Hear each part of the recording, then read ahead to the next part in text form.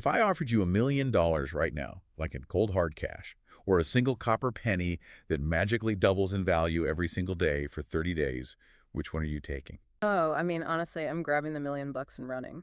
Right. You don't even have to think about it. If you're like 99% of the population, your instinct is just to take the million.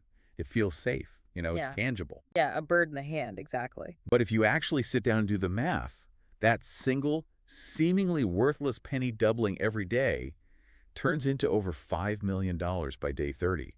Which is just wild to think about. It is. And most of us miss out on that 5 million because our brains are completely, I don't know, stubbornly blind to the reality of exponential growth. We really are. We're practically hardwired by evolution to think linearly. Exactly. Like you Yeah. track a predator, you walk a mile, you pick a berry. It's a strict one-to-one ratio of effort to reward. And we spend our entire lives trapped in that linear mindset. Yeah. 1 unit of sweat equals 1 unit of reward. Right. You want a new car, you pick up extra shifts, you want a house, you start a side hustle, you just grind and trade your time for a few extra dollars until you completely burn yourself out. It's the ultimate human trap, honestly. We treat wealth generation like physical labor. We really do. We assume the only way to get more reward is just to produce more sweat. And I mean, it's an intuitive way to live, but from a purely mathematical standpoint, it's incredibly inefficient. Extremely inefficient. That cognitive bias, our sheer inability to instinctively grasp anything other than a straight line, is why so many people feel completely hopeless when they look at their long-term financial goals. Yeah, they're exhausted. Right, because they are basically trying to build a skyscraper using only their bare hands, completely unaware that there is heavy machinery sitting right next to them with the keys already in the ignition. Which brings us to the actual blueprint for that machinery.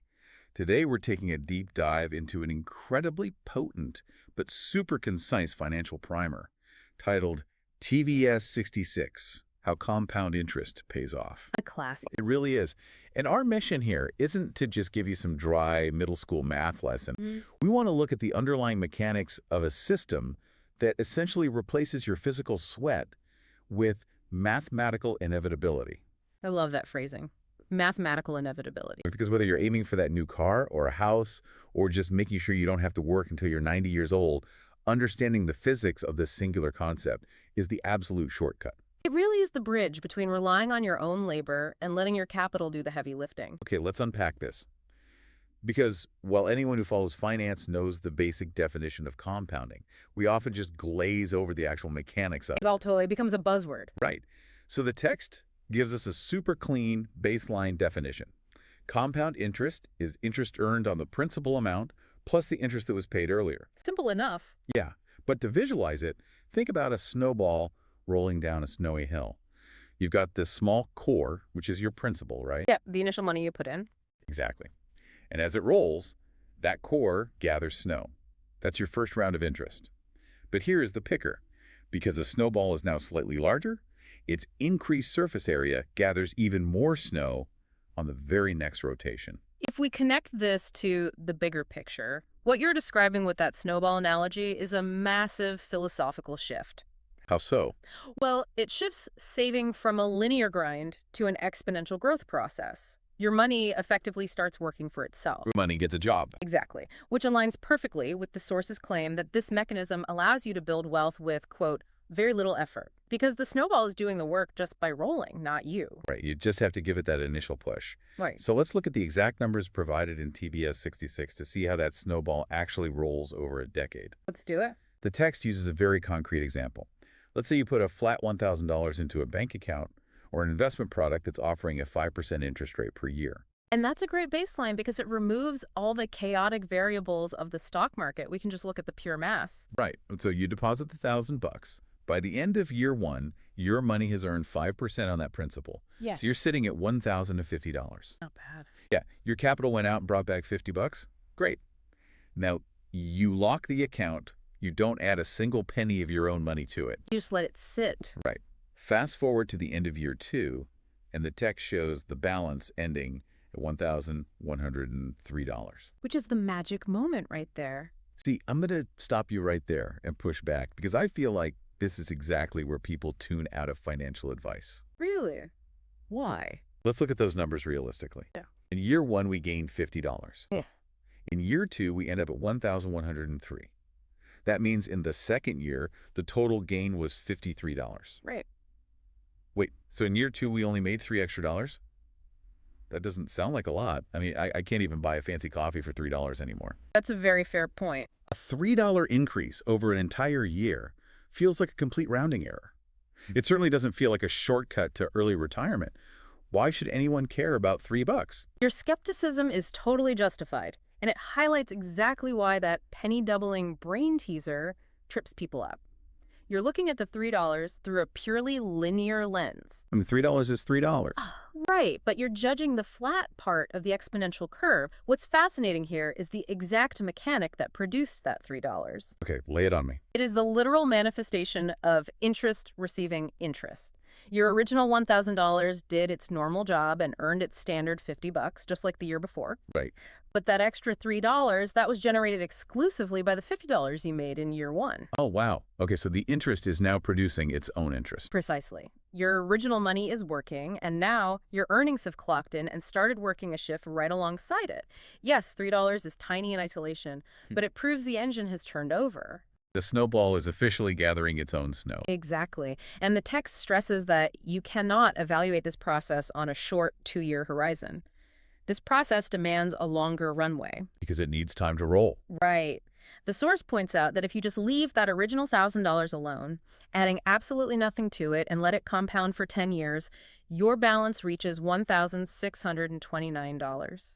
Which honestly starts to sound a little crazy when you strip away all the financial jargon. It really does. You started with $1,000, you went on with your life, maybe you even forgot the account existed, and you did absolutely zero work for a decade. Zero effort. And yet, you generated $629 in pure profit. Your initial investment grew by over 60%, effortlessly.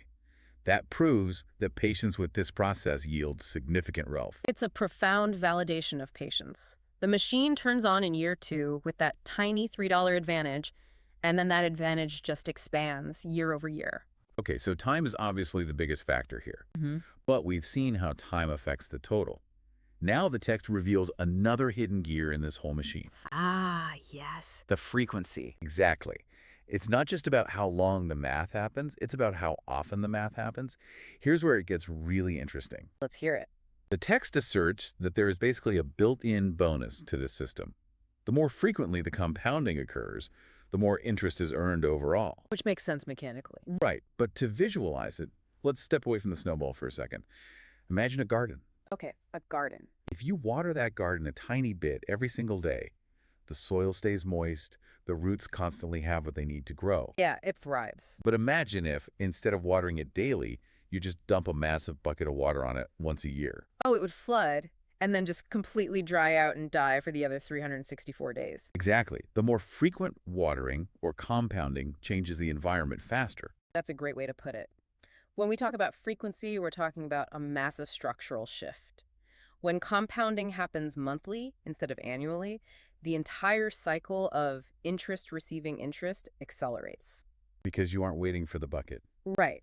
The money doesn't have to wait 365 days to start generating its own returns. It gets folded into the principal and it starts snowballing 12 times a year instead of just once. So we need to compare these two frequencies side by side using the numbers from the source. Does this hidden gear actually matter? It definitely does. Let's look at the exact figures for the monthly compounding scenario from the text. Okay, so still $1,000 at 5%. Yes. In year 2, with monthly compounding, the balance hits $1,105. Okay, wait. The annual figure for year 2 was $1,103. So we are talking about a $2 difference. In the very short term, yes, $2. All right, let's stretch it out to year 10. At year 10, the monthly compounding balance hits $1,647. And the annual compounding at year 10 was $1,629. Exactly. So what does this all mean? Because, I mean, a final total of $1,647 versus $1,629, that's a difference of $18 over 10 years. I know where you're going with this. I mean, I have to ask. While the text admits these differences might not seem like huge amounts in a vacuum, I really need to know how the listener is supposed to frame these tiny sums. $18 in 10 years isn't buying anyone a house. This raises an important question, really, about how we perceive scale. You have to remember that the $1,000 is just a tiny model to show how the math works. Proof of concept. Right.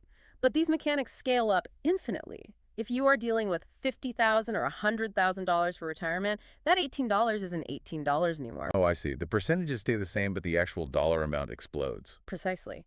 And the source's concluding thesis makes this so clear.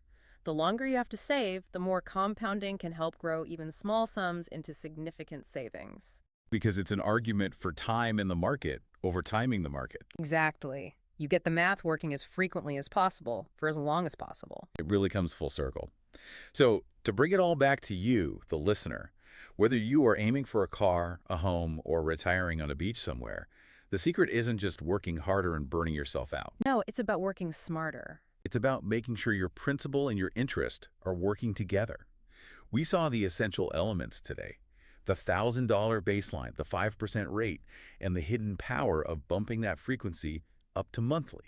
It's a simple system, but the impact is staggering over time. It really is. And the source actually leaves us with a great prompt at the end. They suggest that giving a financial professional a call can really help you harness this power for your own specific goals. Because applying the math to your actual life with taxes and inflation is where it gets real. Exactly. You don't have to figure it all out alone. And as we wrap up, I want to leave you with a final thought to mull over on your own. Go for it. We just saw how a single one-time deposit of $1,000 can grow by over 60% in 10 years entirely on its own with zero extra effort, right? Yep, the magical $629. Right?